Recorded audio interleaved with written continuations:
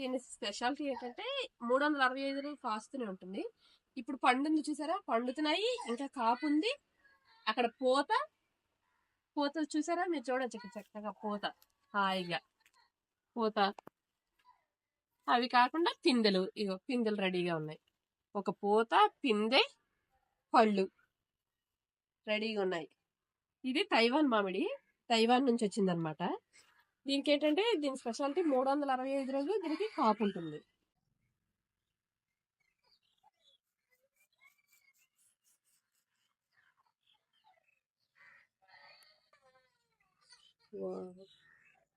Super, already juice కారిపోతుంది.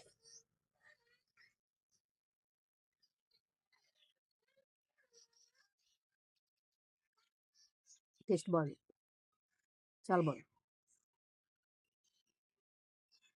ఇదండి ఈ Taiwan మామిడి.